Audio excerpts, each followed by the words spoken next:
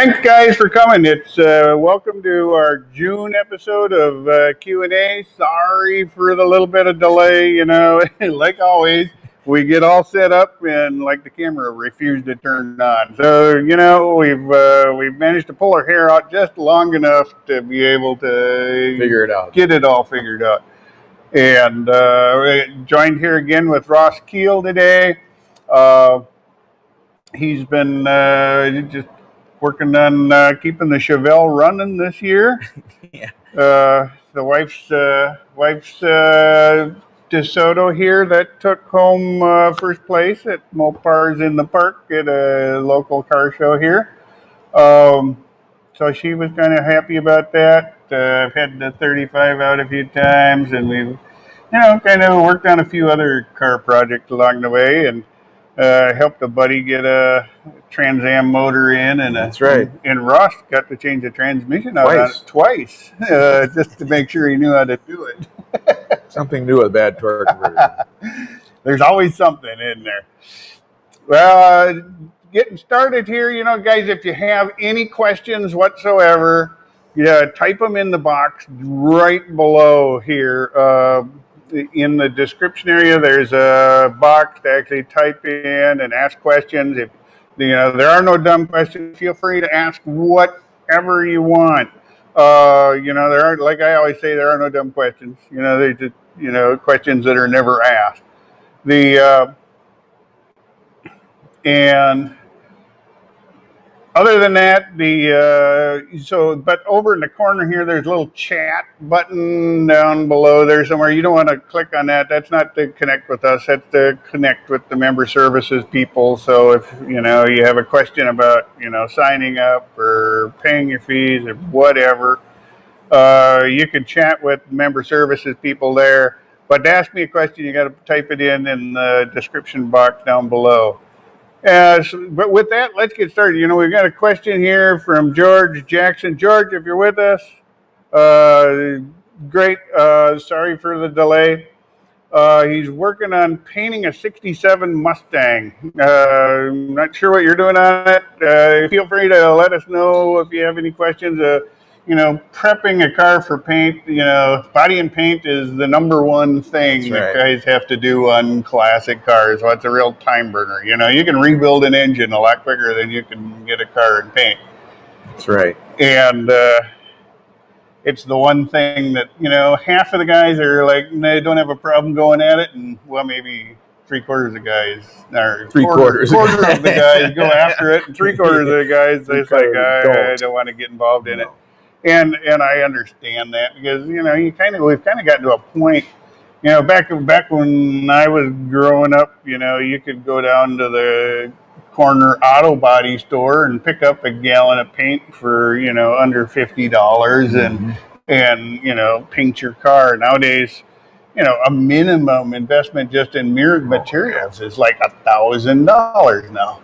And if you're going to have your car painted in a body shop, you can plan to spend $10,000 easy if you're going to do the whole car. And I've seen multiple paint jobs that have gone $20,000, $30,000 even. So it's good. It's the kind of thing that you can learn yourself. Are you going to what I suggest is learn as much as you can, and then go out to the garage and actually do some test panels and practice on something. What I used to when I was growing up, there was some guys that locally that had dirt track cars, and every week they'd go out and smash them all up, and every week they'd want to paint it again in their colors.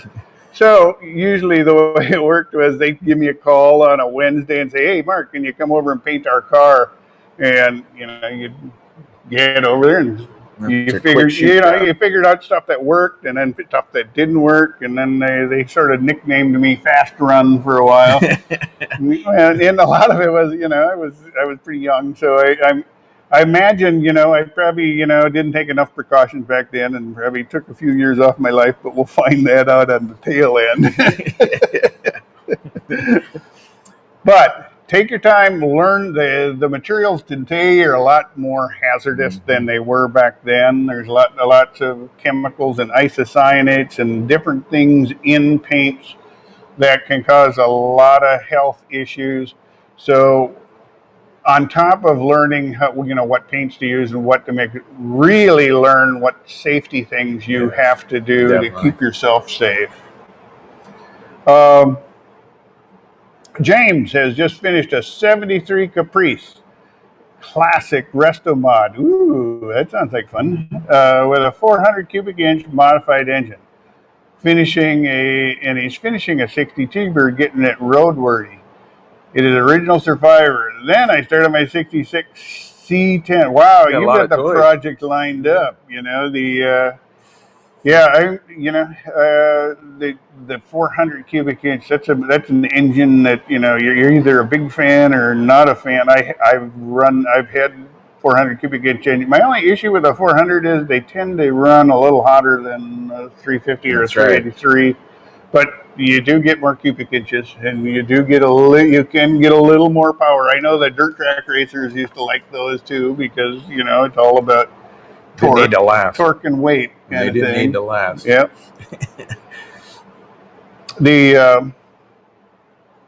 David Jacobson is here. He's attending his first seminar. Thank you.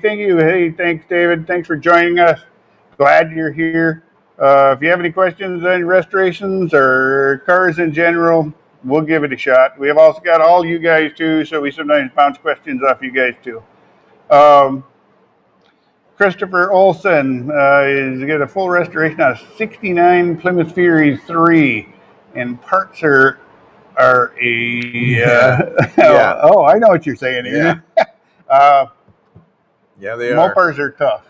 Yes, they are, especially a Fury. Yeah. I'm sure if you had a 73 or a 69 Challenger, or a 69 Roadrunner, or a 69 Charger, you can find all the parts you need. The Fury 3 is going to be a bit of a challenge.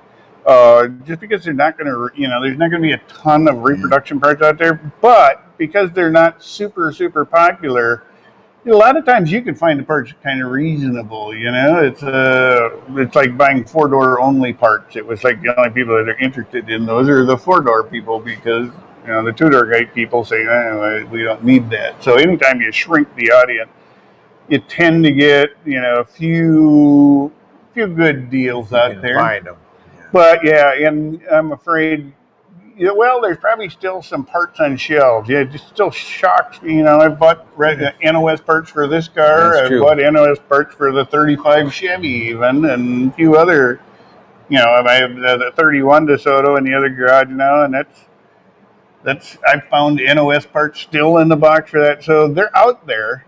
Sometimes, you got to look for them. Mopar forums. The Mopar. Yeah, good. Not only go to the Mopar, what I've kind of got re-energized about lately is swap meets. Just because I've been to a few lately and I've found like some really good bargains on things that, if you had to go out there on the internet and bid against, 100 other people all bidding for the same part, it gets to be expensive. But, swap meet's a great way not only to get out and enjoy the hobby, but occasionally score those rare finds that you can't find or afford if you go online.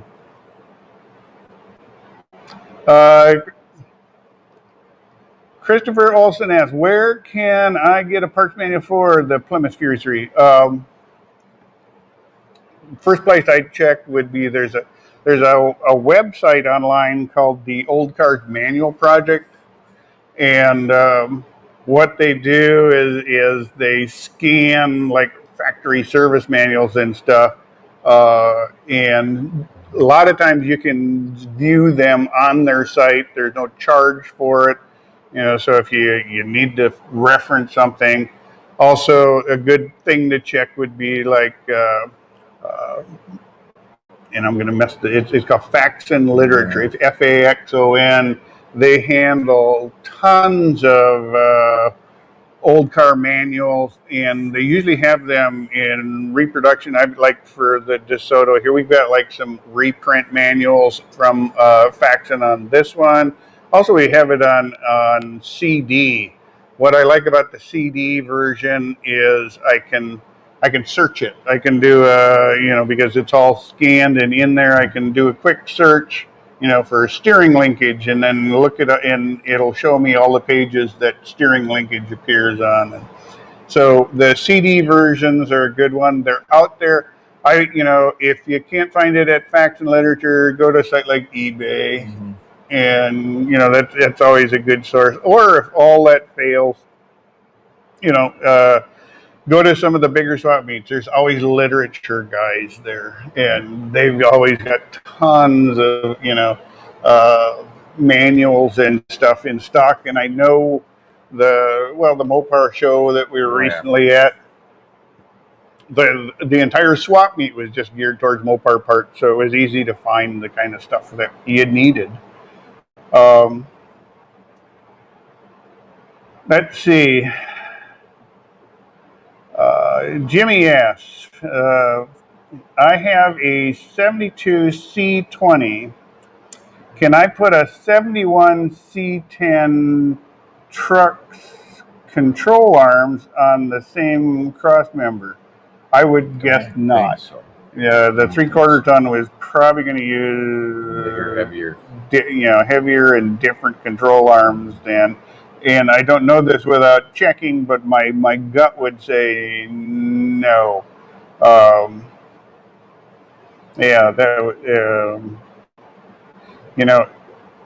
I'm sure, some of the truck specific sites like LMC and some of the people that just deal in truck parts could also give you this popular truck. Give you the straight head. Yeah, them early GM, the early late 60s, early 70s GM body is real popular. So I imagine you're not going to have a lot of trouble finding control arms. Whether the C10 will be more popular because not a lot of guys built their 3/4 tons for a long time. But now I've started to see more 3/4 tons out there and around. Mm-hmm. But I would suspect that you're going to need the control arms for a 3/4 ton. Again, I don't know that for a fact, but I would check with one of those sites to find out. Okay, Bill has a 1977 Bronco.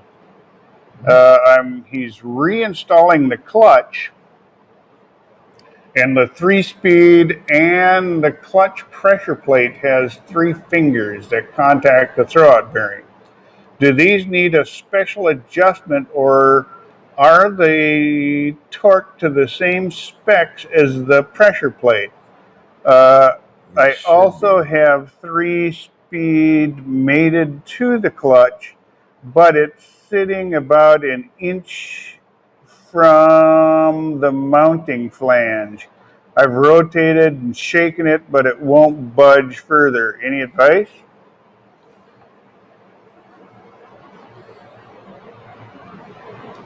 Are you thinking that the throwout bearing's holding it back, or is he thinking that it's not going into the flywheel? He's reinstalling the clutch. So apparently it was in there. It has a 3-speed. It has a clutch pressure plate, has 3 fingers that contact the throwout bearing. That makes sense. I've seen that many times. Yeah. Do these need a special adjustment? I've never seen one that needed any adjustment, at least internally. Sometimes there's a little adjustment out on the linkage arm where it comes in, but not. How did he line up the clutch? Did you have a pilot? Well, yeah. Well, that might be the case. When you line up, it has to line the pressure plate. It's got to be centered, so you use a pilot. Yep. Otherwise, you can end up slightly off from it entering the bushing in the back of the crankjet. Right. A lot of and there are tools available, and so, you know, I have some. Actually, I'll run and grab one as long as we're in a quick show you if I can. Yeah, usually you have to use a pilot tool to line the clutch up with the flywheel. I can find everyone but the one I need at the moment. But anyways, there are, you know, sometimes they're like the front input shafts where you line it, where you can put in this to line up, put in the spline thing to line up the splines with the clutch disc and make sure it lines up with the pilot bushing on the back. There's usually narrowed at the end, so there's a pilot bushing with a bronze in the flywheel, in the end of the crankshaft that the pilot bearing that the shaft sits in. Sometimes if they're not perfectly aligned, you won't get all the way in. No shaking will do it, because you know, as soon as you bolt that throwout bearing down, everything's going to stay right there. Exactly. So they do sell them the alignment tool. Pilot bushing tool, isn't it? Yeah, pilot alignment, yeah. They do sell the tool, and that'll help get everything in a line, so when you go to push that transmission up, everything should line up. That would be my bet. Yep. Good one. All right. The guest says, almost done with my 56 Ford Custom line, and two-door Robin's Egg Blue with a Summit racing through it too. Woo, that sounds sexy. 56 is a nice looking car. Yep. You know, and they always look good in blue.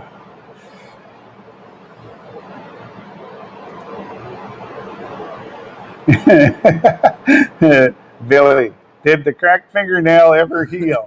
You're talking about mine? No, it'll never heal. It's cracked down to the wick, and that's the way it'll be. I'll go to the grave with that one.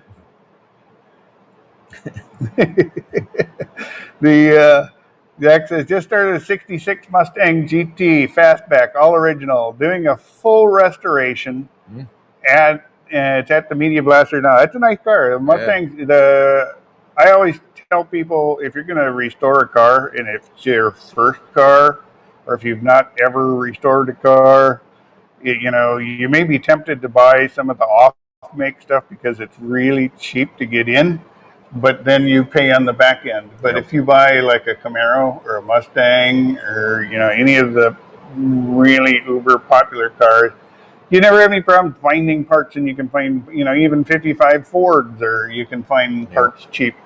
You know, I had to pay, you know, for this car, I've paid as much as $300 to get a door handle, where if you have a 55 Ford or a Camaro or a Mustang, you can get one for under $50. Yeah. So it's, you know, the Mustangs are great little cars, real popular.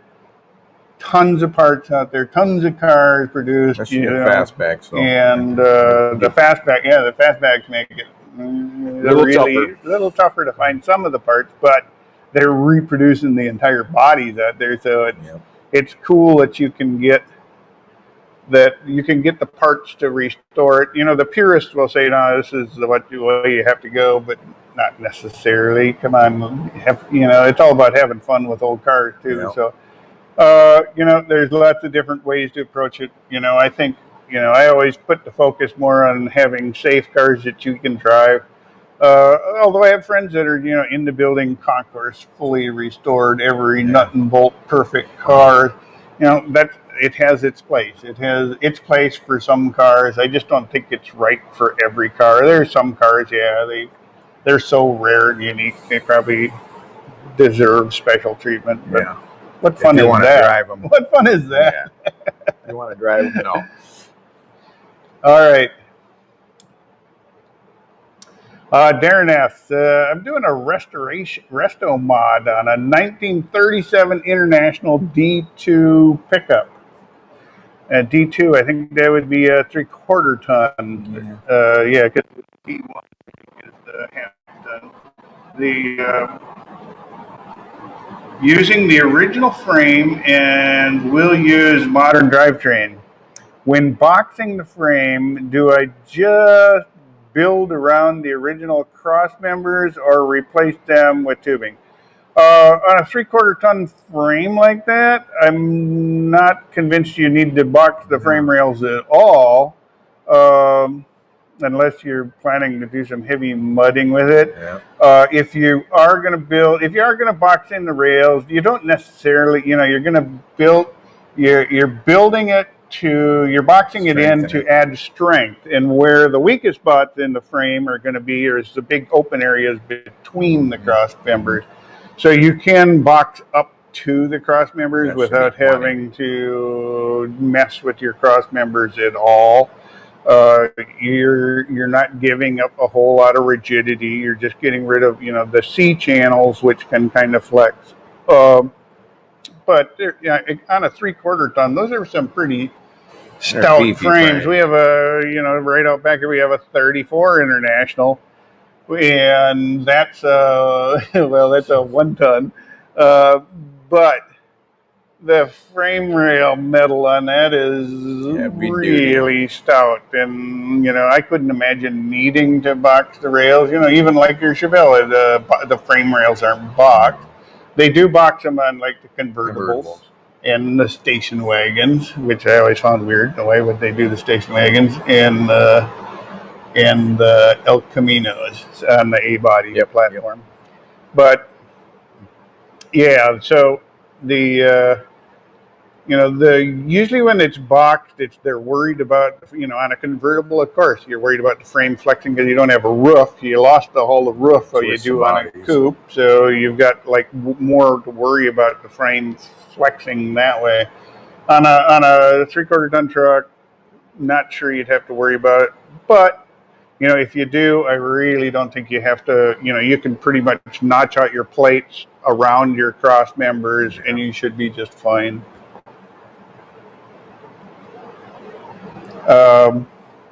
JS, I'm building a 1985 G20 van. Ooh, G85. Yeah. Ooh, is this like a conversion van? Is this like my old shag carpeting van that I have this dream of building? The old 85. The drivetrain is out of an 88. Well, I need a custom fuel pump. 88 would that be fuel injected? Is that probably fuel injected? I'm not positive. Well, if it's an in tank, I mean, I'm not sure if the old. Sorry, I don't know offhand, Jay.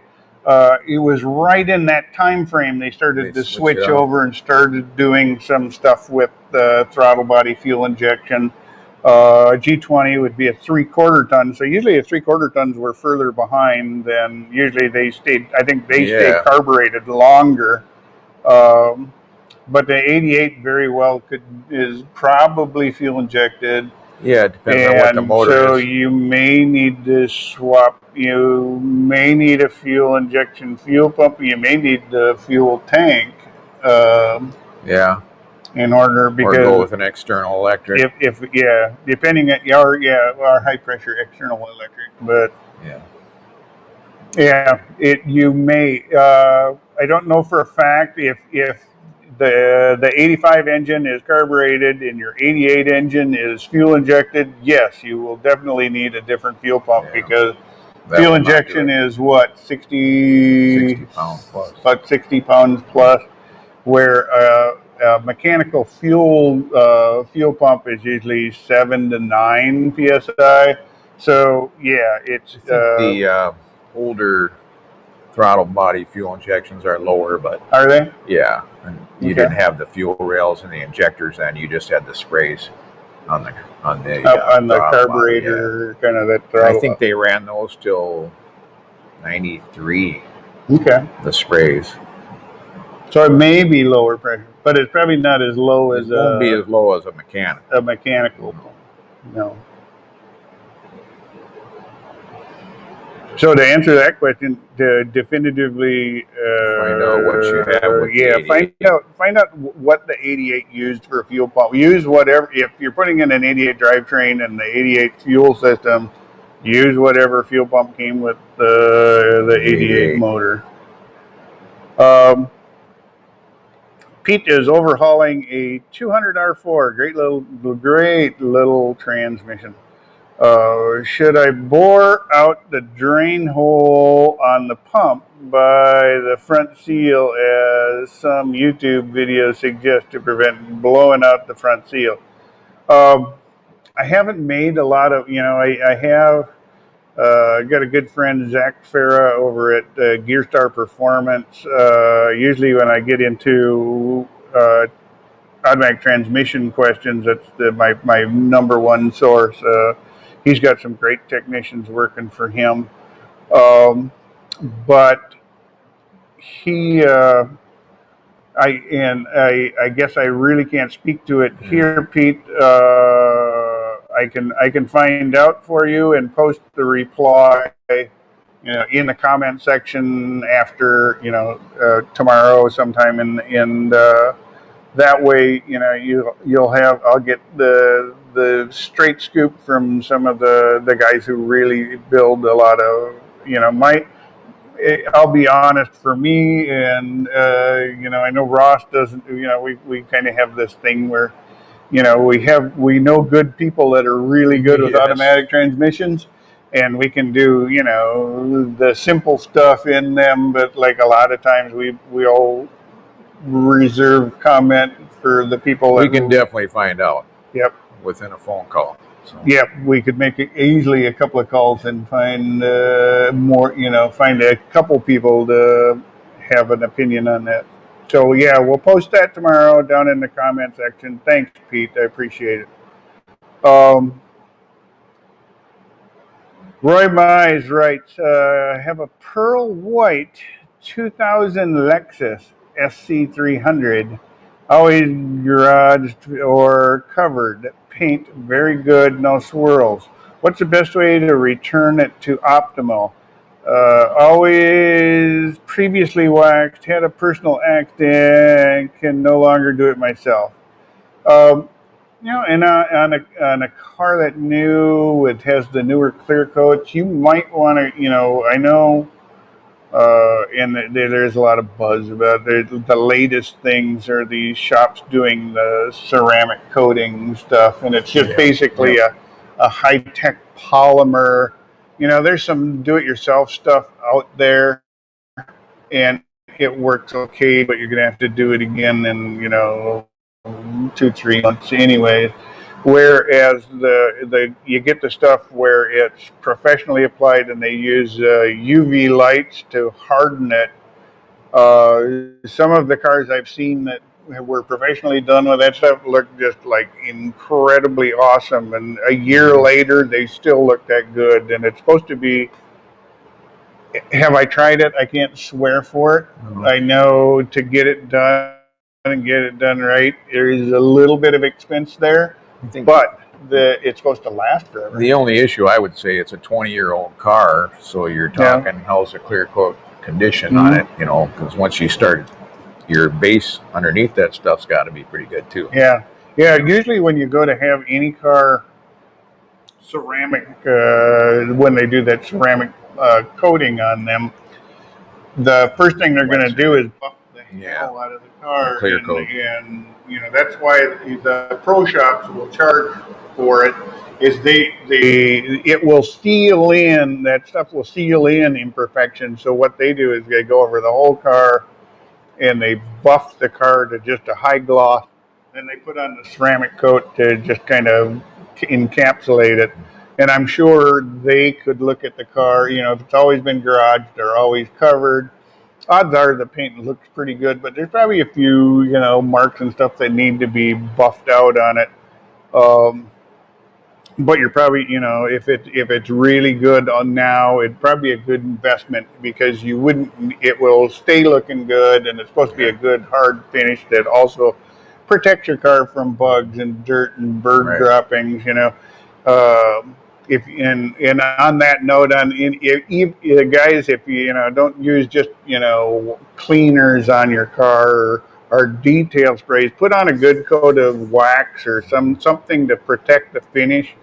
Otherwise, just the juices inside bugs and bird droppings and sap, any of that stuff has the ability to etch the paint surface itself. So clear coat. Yeah, especially at clear coats and even some of the base coat or the solid one color paint. I know on this red one here, we sat under a tree and out at a recent car show, and I didn't realize I had a bird dropping on the roof. And by the time I spotted it and cleaned it off, it had already etched the paint a little bit, and it was like, basically I'm down to buffing it, and it's my fault because I need to put it. I haven't waxed it yet this year, so I need to get out the wax and spend a day or two getting it all waxed up and sealed up. The Ashton writes, doing a restoration on a 48 old Series 66 coupe. Wow, that's a nice car. Are engine, suspension, and braking system parts from other GMs generally interchangeable, or are the old specific parts required? Yes and no. Yeah, some parts are interchangeable across the GM line. Some parts are unique to each brand, each make or model. And you'd have to find out what series, a good source, and I have one for a few years of our cars is a Hollander interchange manual, and when I know, and I have one for this car. Of course, Mopars. The only thing that's going to interchange with them is Mopars, and occasionally a Rambler or something else, because they use whatever parts they got from everybody else. Yeah. So.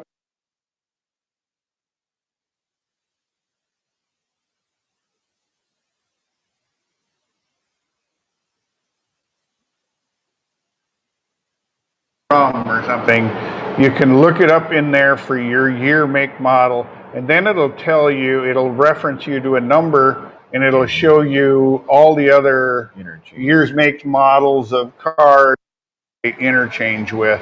I know I had a buddy of mine who was complaining that he couldn't find a windshield for his 62 Olds 88.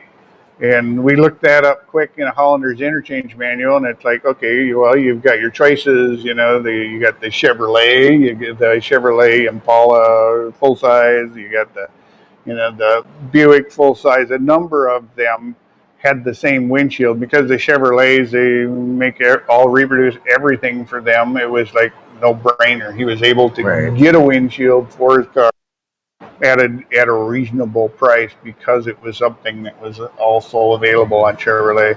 So that would be my advice. It's a good investment. A lot of guys like to buy hard. They want to buy parts. They don't want to buy information.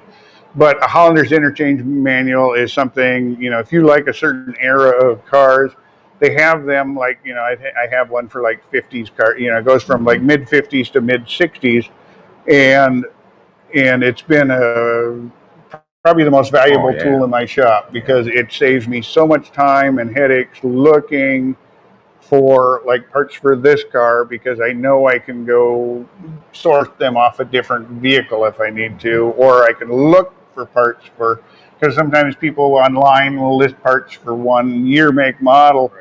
But they don't know when they're listing it how many cars it fits. So I can make those kind of decisions. It's a good investment to make.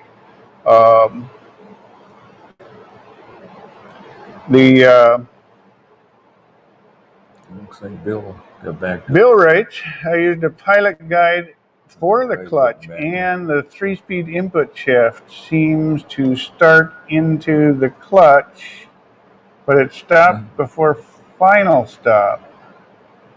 Huh. So he says the input shaft starts into the clutch, but then stops before the final stop. So it's just not going in all the way. Is I don't know what else would be holding it out other than throw up bearing bushing in there the right way? Because sometimes they're like longer on one side than the other. Right, but what else? Was it the original throw-all bearing that came with the 3-speed originally, or did he buy a different one? Yeah, well, yeah, he said he reworked on it. Because he's reinstalling it, right? He used a pilot guide. He did. It's just not. It's like stopping before he goes in, huh? Maybe pull the throw-all bearing off of it and try it without the throw-all bearing in there. Yeah. You can try that. Yeah. You know, it's not worth. It's worth a shot at this point. You know. Make sure this the pilot bushing isn't a different size than his pilot. You know. I've had that happen where the pilot bushing was, well, that was on a crate motor we got in, and the pilot bushing was way too small and it was like we'd never seen that before, where the pilot, and we're not sure but why. It sounds like he was replacing the same 3-speed, right? Yeah. I'm not really sure. It sounded like he was just doing a clutch replacement, and they won't line up to go back together now. Or he may have replaced the throw-up bearing and the pressure plate too. Yeah. Have to get a little more feedback from that one. Yeah, we're thinking maybe just pull the, see if it is the throw-up bearing that's holding up. Take the throw-up bearing out and see if your transmission goes fully engaged then. And if it does, then it may very well be that that something with the throw-up bearing is holding it up.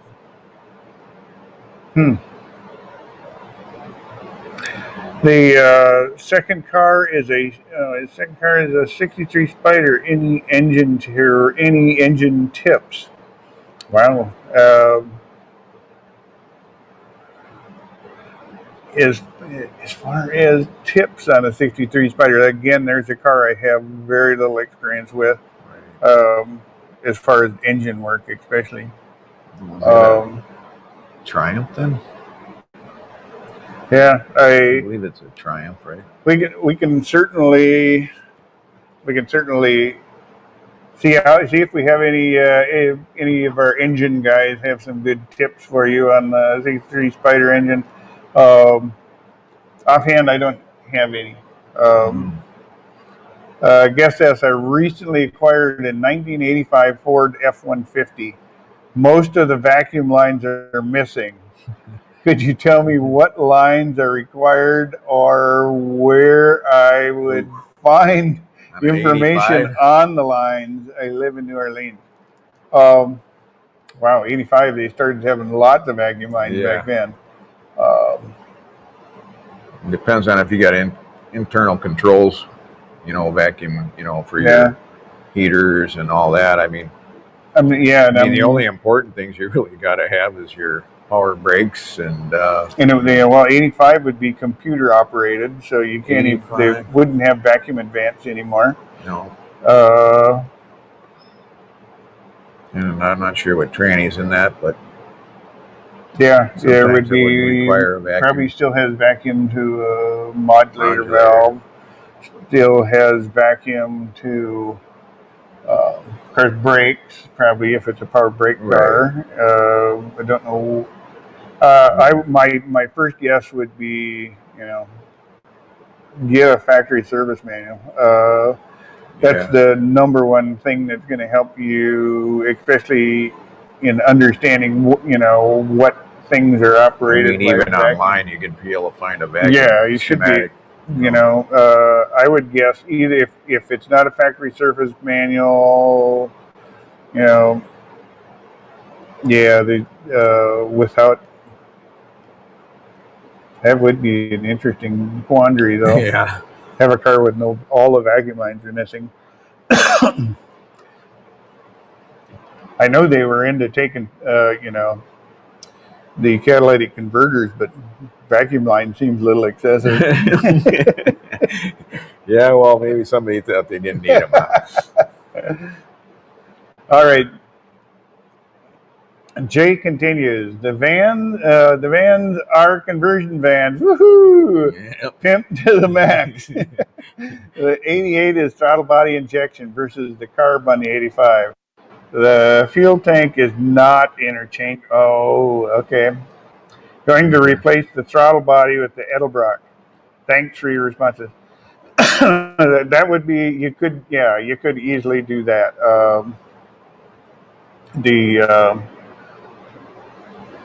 And I'm not sure if, you know, my question would be, is what other things are on a throttle body, or is there a crank position sensor and a throttle position sensor and all that other happy crap? You could pull all that and just convert the engine over to, you know, the 85 spec to make it run. Once you pretty much pull that off of there, I mean, an 85 isn't, depends on the 85, is it computerized? Which I wouldn't think.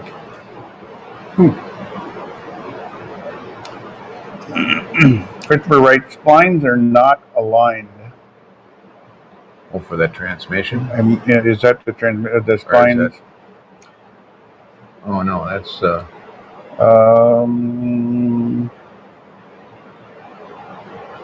let's see. You have to forgive us. We're old guys that can't remember. Let's see. What were you talking about? Chris, help us out here. Oh, it's the Corvair. It's a Corvair. Oh, he's got the other. Spider Corvair. Yes. Yeah, it's Corvair Spider. Now it makes all sense in the world. Now, what splines?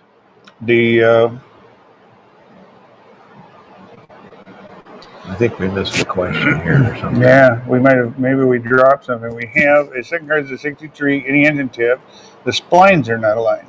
Oh, maybe he's making a comment in regards to one of the other things. Okay.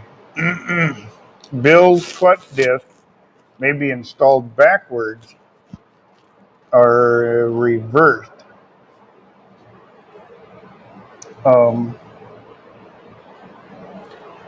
It can happen, but usually that's, you know, it could hold because that middle part where the spline is could actually be out instead of in. It could be, it could have if the disc was in flop, it's possible. Correct. That's a good one. That's a good one.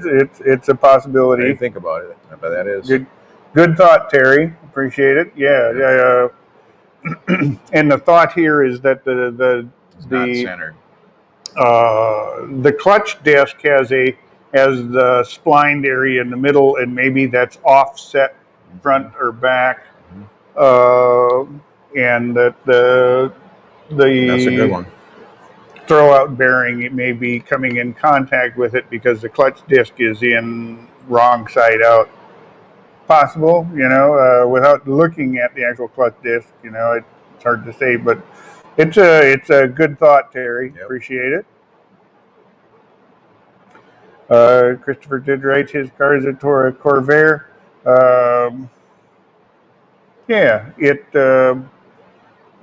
I do have some friends that are big Corvair fans. I have done body work on Corvairs. I've not done a ton of engine work on the Corvair. What year is that? 63. 63, so that's the 140 horse then. 4 carburetor. Is it? Yeah, I believe. I mean, is that a 4 little cars? He'll let you know if it's a 4 carb. Most guys are really proud of those. It's either a 110 or a 140 horse. The 110s were 2 carburetor. Okay. They're fun little cars. James writes, "You are old guys? I'm 70. Well, thanks. Then I'm younger James, than you. That makes me feel I have better. my days. Some days I feel like I'm over 70, you know. let's see. There is a Terry flywheel Wright. side Terry and Wright. That's true. There is a flywheel side and a pressure plate side. Yep, there is. Usually it says, this side towards pressure plate. Usually, when it fits a new clutch. Yep. It'll be printed. Exactly. We've got. Let's see. We're slowing down. Come on, guys. Hit me with your best shot. I love being stumped. I love having to go finish these up and say, you know what I need? Chris writes it's 150 horse. Wow, it's a turbo. It's a 150 turbo. Oh, that's pretty rare. Slick. That's a lot of power for the car that doesn't weigh anything. It's got to be a manual, then I can take it out. Because those 2-speed automatics just didn't do it. They were kind of. They were dogs. They were I don't know. They were fun cars. Well, 4-speed cars are fun. The Corvairs. I have a good buddy that has a Corvair that we've done a lot of work on. That I just look in. I also in high school I had a friend who had one. We decided to go race around the streets in Bloomington one day, and it was late one evening. It was actually his dad's car. It was his going to work car. So we were racing around in the yes, it has four. We were racing around, and all of us, and we made a sharp corner, and the axle went out and ended up in front of somebody's yard. And right? Yeah, my brother had one. Yeah, we used to pack like 4 guys and go to the drive-in in the front trunk. You got 4 guys in the trunk, front. And the front is huge. Wow. Yeah. Yeah, but you were all a lot smaller. We were young then, yeah. More limber back then. Now you'd put old guy in the front trunk of a Corvair, and you'd never get him back out again. Yeah. Let's see, we had a fellow member write in. He has a Mark. I have a '67 Mustang with a modified 489 or 289. I'm sorry. 289. It has a quick fuel 600 CFM carb. That would be about the max carb for that. MSD ignition. It has a mechanical fuel pump. In warmer weather, there's a misfire. Breakup at RPM. Any ideas?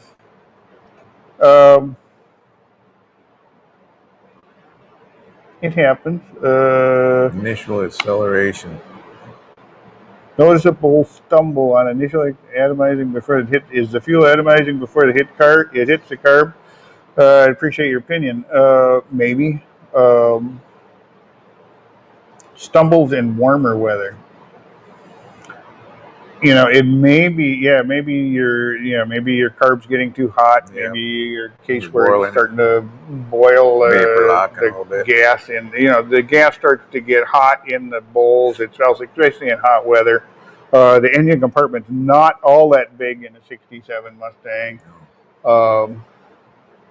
It may be the case where you need like a what they call it, a phenolic spacer. It's just a spacer to put under your carb to keep the heat from the block from dissipating into the carburetor.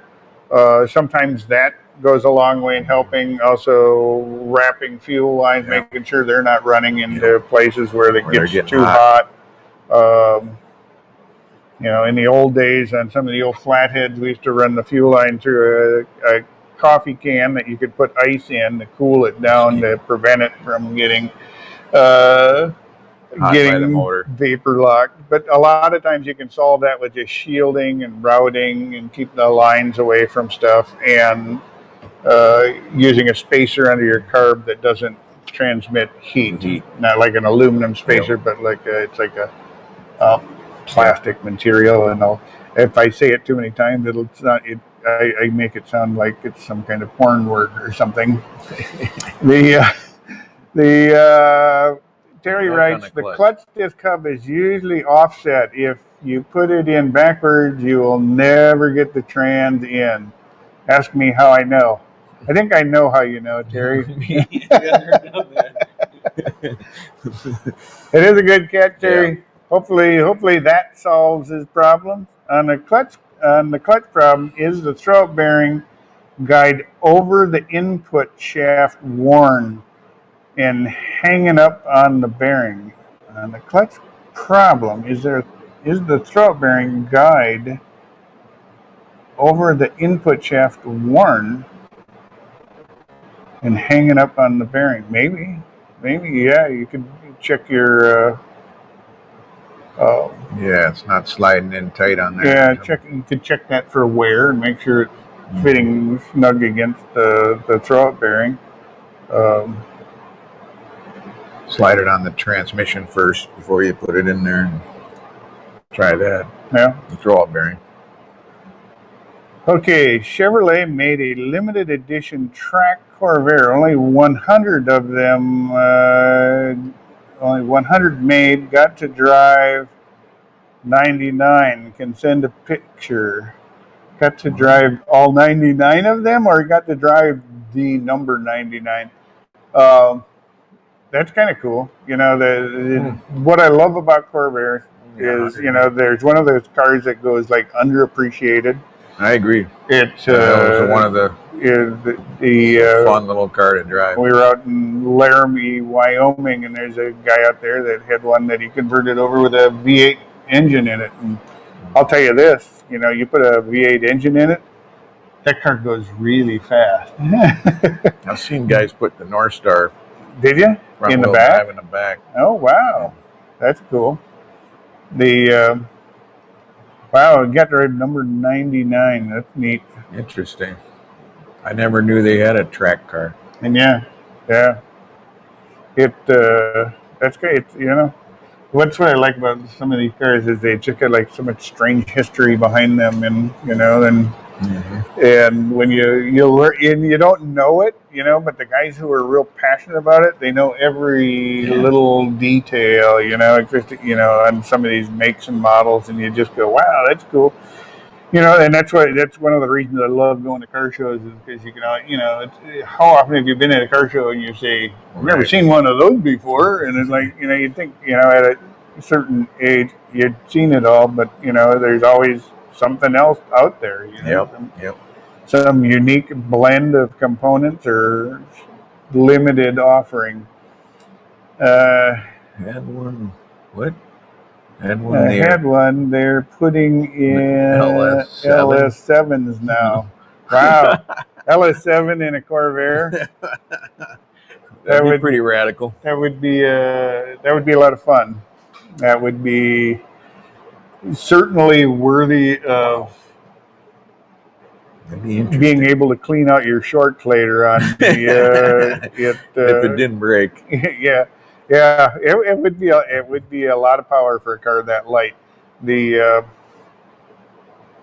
know, that's part of the allure I always had for street rods was the fact that the cars are so small and light, but the Corvair is right up there with them. You know, it's like that's a small package. We have a friend who writes. He has a '75 Thunderbird 460. It has been parked for paint restoration for 3 months. Lately, when I drive after 30 miles or so, I start losing power and it stops. At this stage, there will not be petrol circulation. The filter next to the carburetor will be empty. And a few minutes later, it will start again and drive for a few miles until the same repeats. Oh, I see. The fuel pump's got to be bad, or either there you're sucking air in the fuel line.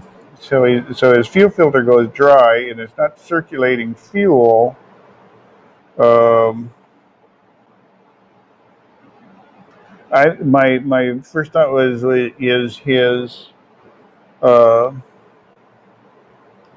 is the vent line or the vent hole to the gas tank sealed up? Yeah. Or clogged or something, because if the gas tank's not venting, eventually it builds up pressure and then it won't let fuel pump anymore. The 75. 75. That should be still mechanical with Should have a vent though. I don't think. I don't think. I think it would have by 75. It would have a vent. It wouldn't be a vented gas cap. Right. It would be a non-vented gas cap, and I'm guessing it would be, probably has a charcoal canister and stuff like. But things can have 75. Wouldn't it? 75. It's start of the pollution stuff. Yeah, that was just the start of it. Well, yeah. We'll argue about this later on.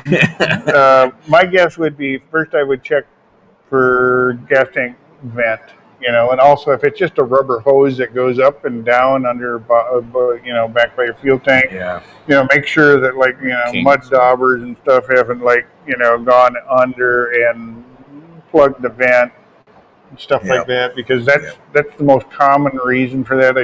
I had a demo derby car when I was 29 years old that I forgot to put a vent, because you had to run a small gas tank and it had no vent. So, I didn't get very far in the demo derby before my car stopped running. But then, I would think you'd be able to pull a gas cap up to solve that problem.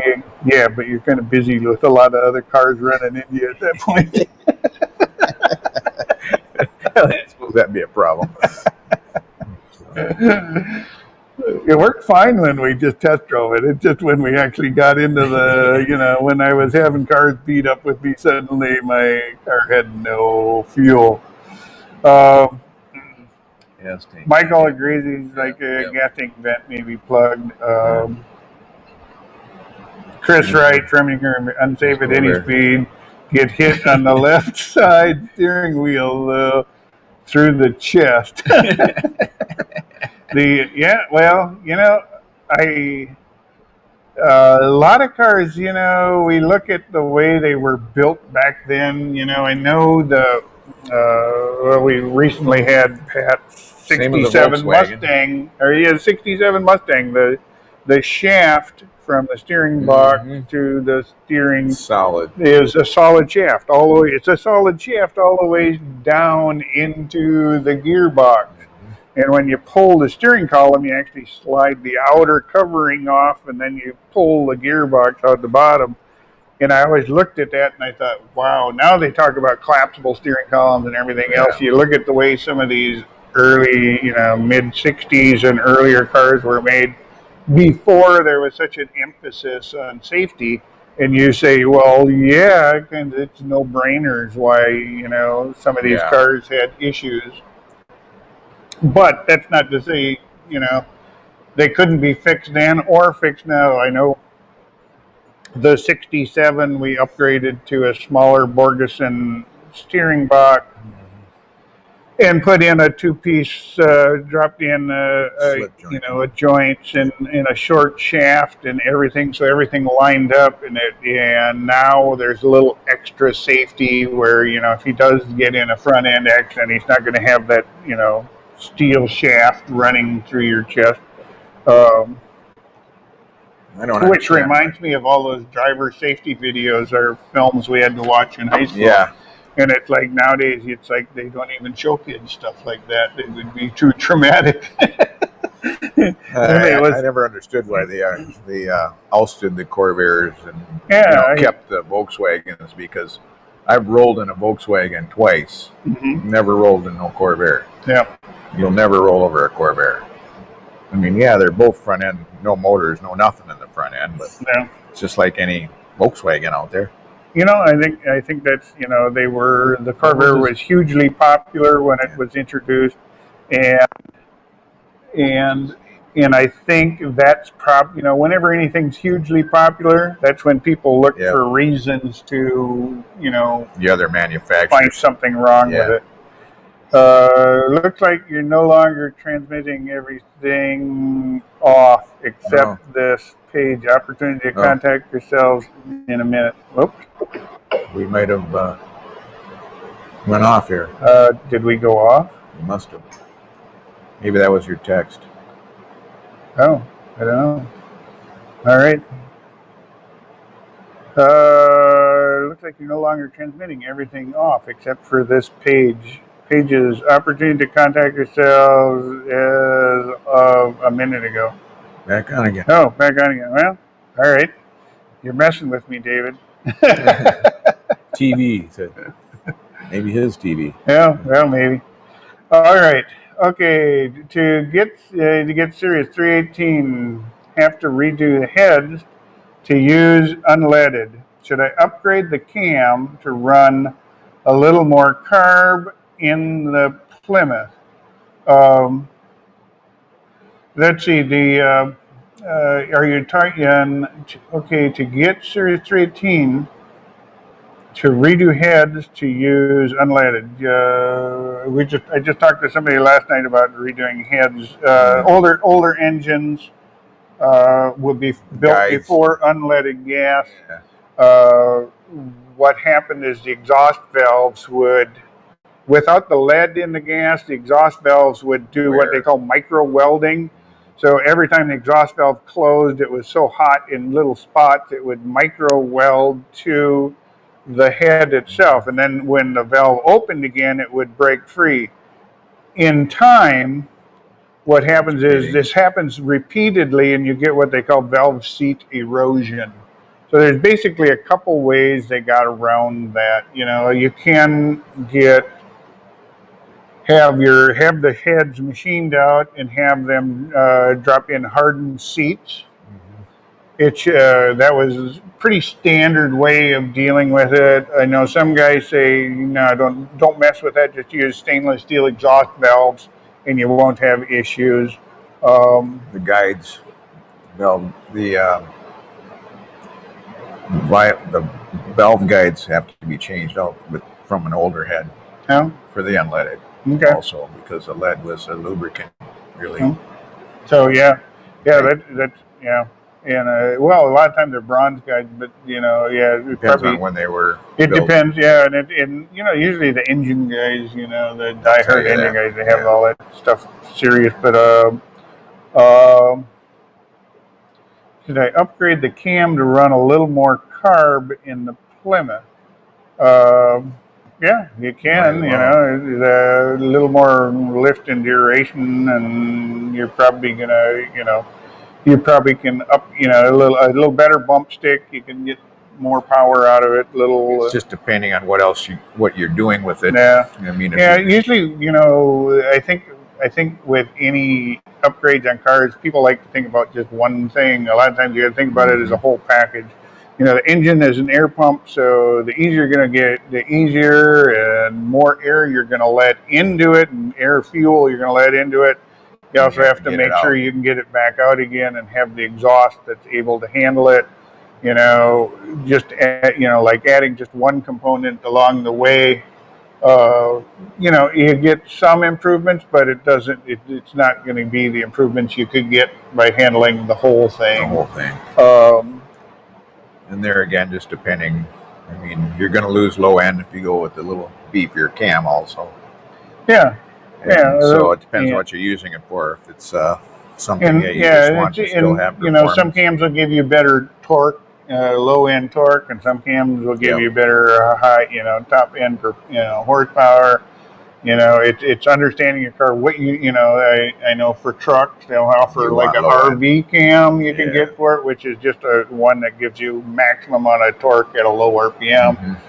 Or you can get for the same engine, you can get one that'll give you a whole bunch of top end horsepower. But it's understanding what you need the vehicle to do, and then optimize. Of course, most people usually want a little more horsepower, a little more top end out of it. And that by adding power, you usually get more efficiency, and when you add more efficiency, you get better fuel economy and stuff like that. And of course, then all your fuel economy goes all to heck when you put the bigger carb on there. So there's always trade-offs, but I think that's half the fun of building cars and having fun with the whole program. With that, guys, I know we started late, but it looks like we've got to the end of our hour. Sorry again about starting late. It's sort of like anything, with the best laid plans of mice and men often go awry. And here we are again, it was, frantically trying to get our whole computer running and everything running in time for this. We're glad that you guys all came out tonight. We really appreciate good questions. Love the exchange. I love when you guys help us answer each other's questions. That's always an added bonus. You bet. So with that, we'll be back again next month. Looking forward to it. If you have any questions in the meantime, you can always write in. Otherwise, we'll bring them back here and we'll be ready to answer them next time. Thanks for coming up. Thank you.